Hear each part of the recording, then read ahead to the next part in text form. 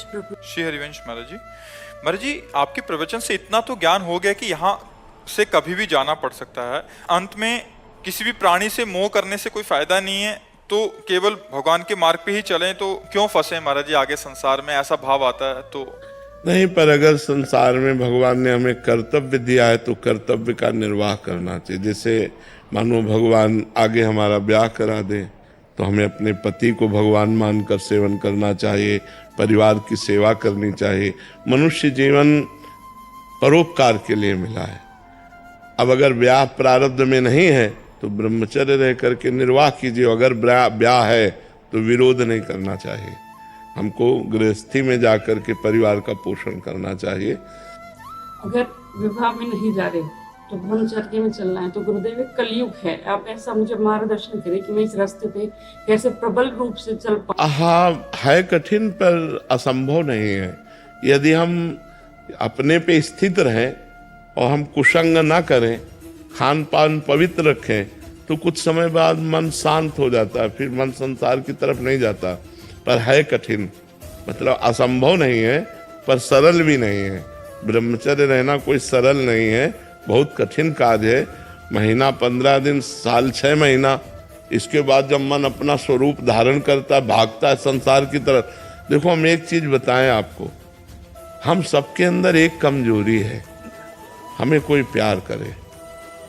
आप सब कोई बताओ, सबके अंदर एक कमजोरी कि हमें कोई, चाहे बेटा ही प्यार करे, चाहे पत्नी प्यार करे, चाहे मतलब हमें कोई प्यार करे, पर यहाँ वो प्यार मिलता नहीं है। वो प्यार केवल भगवान से मिलता है, जो हम चाहते हैं कि निस्वार्थ कोई हमारा सहयोग करे और हमें प्यार करे। तो यहाँ सब स्वार्थ से प्यार करते हैं, कोई निस्वार्थ प्रेम करने वाला तो है नहीं। वो केवल परमात्मा ही है और उनसे हमारा लगाव नहीं, भगवान से लगाव नहीं। और संसार में हम प्यार चाहते हैं तो धोखा मिलता है। तो हमें चाहिए कि अपने मन को बचा के हरि के चरणों में, सावई मना कृष्ण पदारविंदयो, भगवान के चरणों तक पहुंचा दें, तो मनुष्य जीवन की सार्थकता हो जाएगी। और ये कमजोरी बहुत गिराती है, हमें कोई प्यार करे, ये कमजोरी को हम जो बात कहते हैं, हम अपनी मन की पढ़ाई की बात कहते हैं। तो मन में अब जैसे माँ पिता भाई बंधु परिवार सबको छोड़ा, अब कोई हमारा नहीं, बचपन से बाबा जी बने, तो मन में एक जगह बची। पर हमको आज तक कोई ऐसा नहीं मिला जो हमको प्यार करे। वो अपने लिए हमको प्यार करना, अपने लिए हमें प्यार करेगा, हमारे लिए हमको कोई प्यार नहीं करता। तो ये बात हम अनुभव की कह रहे हैं। आप तो मान लो घर गृहस्थी संसार में हो, हम तो लाखों करोड़ों खोपड़ियां देख डाली, लाखों को बचपन से लाखों करोड़ों को, लेकिन भैया हमारा जो मन मांग रहा था वो कहीं नहीं मिला, वो प्रिया जी के चरणों तो इसीलिए हमें लगता है कि सबके मन में ऐसा होगा जब हमारे मन में है कि कोई तो अपना हो। ये ढूंढने पर केवल भगवान के ही चरण समझ में आए और कोई समझ में नहीं आया कि कोई अपना है या कोई हमें प्यार कर सकता है। सब अपने स्वार्थ के लिए प्यार करते हैं, हमारे लिए कोई प्यार करने वाला है तो भगवान। तुम तुम्हार सेवक असुरारी, स्वार्थ रहित जग जुग उपकारी। गोस्वामी जी ने लिखा है, स्वार्थ रहित जग, इस संसार में जुग माने 2, उपकारी, उपकार करने वाले हैं कौन? तुम और तुम्हार सेवक असुरारी। भगवान और भगवान का प्रेमी भक्त, नहीं तो सुर नर मुनि सब ही की रीति स्वार्थ लाग कर। महाराज जी ये बात आप ज़्यादा अच्छे से अनुभव किए हैं महाराज जी, क्योंकि आप बचपन से अकेले रहे हैं महाराज जी।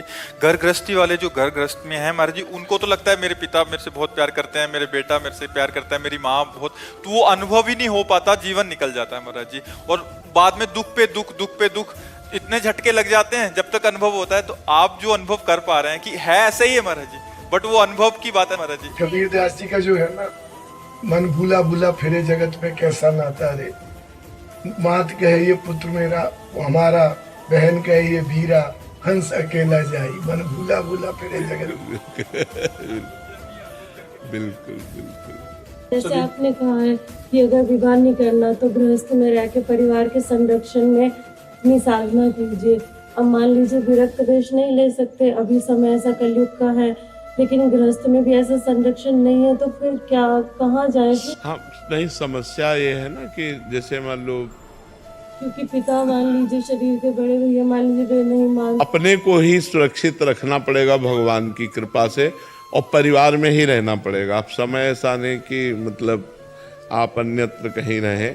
अपने नाम जप से अपना संरक्षण स्वयं कीजिए, भगवान आपके संरक्षण में है। बड़े बड़े साध्वियाँ हुई हैं जिनका संरक्षण भगवान ने किया है। देखो, अगर हम फिसलने वाले नहीं हैं तो हमको कोई फिसला नहीं सकता, और अगर हम में फिसलन है तो हमें कोई बचा नहीं सकता। दोनों बातें समझना पड़ेगा।